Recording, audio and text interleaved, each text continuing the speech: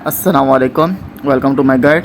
इस वीडियो में आपको बताऊंगा कि अगर हमें जो है वो व्हाट्सएप के ज़रिए अपनी किसी इमेज को सेंड करना हो, मींस किया जैसे हमने कोई इमेज ली और उसकी क्वालिटी जो है काफ़ी अच्छी है, ठीक है, वो 5 MB की, 6 MB की, 8 MB की या इससे ज़्यादा है, 20 या 25 MB की इमेज है, और उसको जो है हमें किसी को सेंड करना हो और हम चाहें कि जो है वो इसी सेम क्वालिटी में जाए, क्योंकि जब हम व्हाट्सएप से कोई भी इमेज सेंड करते हैं तो उसकी क्वालिटी जो है वो गिर जाती है। तो अगर हम चाहें कि जो है वो सेम क्वालिटी में जाए तो किस तरह से सेंड करेंगे। तो पहले मैं आपको जो है वो सिंपल इमेज जो है वो भेज के दिखा देता हूँ। जैसे ये मेरे पास इमेज है, ठीक है, इसकी मैं आपको डिटेल भी चेक करा देता हूँ। ये जो है मेरे पास 8 MB की इमेज है और जो इसका साइज़ है वो 1800 बाय 4000 है, ठीक है। अब अगर मैं चाह रहा हूँ कि ये इसी सेम साइज़ में जाए तो किस तरह से होगी, और अगर मैं सिंपल व्हाट्सएप से जो है उसको सेंड करूँ, ठीक है, अगर मैं उसको व्हाट्सएप पे सेंड करता हूँ तो आप देख सकते हैं कि व्हाट्सएप पे मेरे पास यहाँ से चली गई है, ठीक है। और अब जो है मैं इस पर इसको चेक कर लेता हूँ। यहाँ पे ये मेरे पास इमेज आ गई है, ठीक है।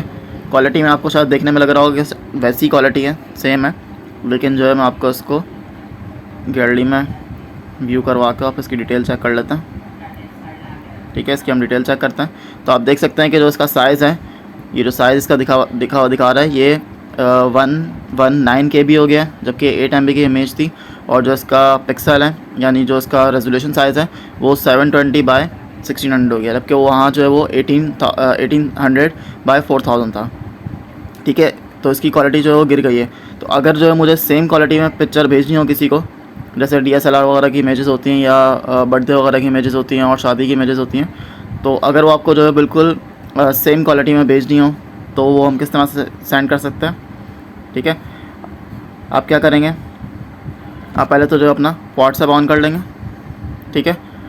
व्हाट्सएप ऑन करने के बाद जिसको भी आपको इमेज भेजनी है, जैसे अभी मैंने ख़ुद को इमेज भेजी थी, तो उस पर आप आ जाएंगे और यहाँ पर आके आप आ जाएंगे अटैचमेंट पर, ठीक है। अटैचमेंट में आने के बाद आप आ जाएंगे डॉक्यूमेंट, ठीक है। अब देख सकते हैं कि इमेजेस हैं, आप इसको अगर जो है ब्राउज़ कर लेंगे तो यहाँ पे इमेज की शक्ल भी आ रही, मतलब इमेज की थंब भी आ रही होगी, जिससे आपको पता चल जाएगा कि कौन सी इमेज है। तो अब ये जो इमेज है मेरे पास, ठीक है, 8 MB वाली, मैं इसको सेलेक्ट करता हूँ